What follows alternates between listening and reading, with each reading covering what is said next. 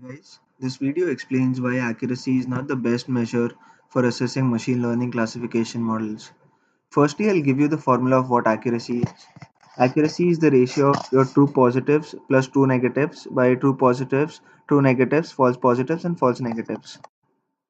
So, accuracy is equal to TP plus EN upon FP plus FN plus TP plus TN.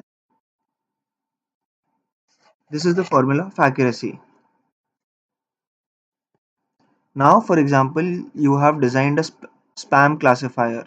The job of the spam classifier is to detect spams, and this is how the confusion matrix looks.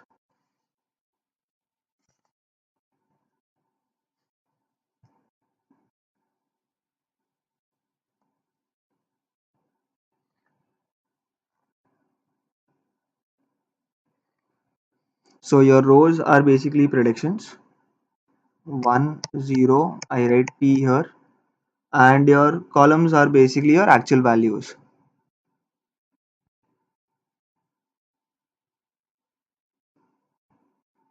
So going by the definition, this is my true positive, this is my false positive, this is my false negative, and this is my true negative.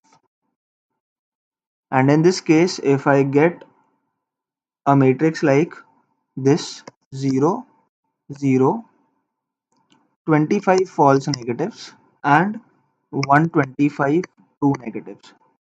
So if you look carefully, the accuracy of this classifier is true negatives, that is 125, plus 0, that is 125, plus 0 upon 125 plus 0 plus 0 plus 25, which is 125 by 150, which is equal to 0.83, that is 83%.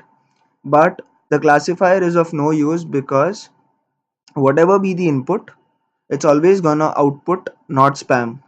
So your accuracy alone cannot decide how good your machine learning classification model is. Thank you so much for watching the video. Hope it was informative.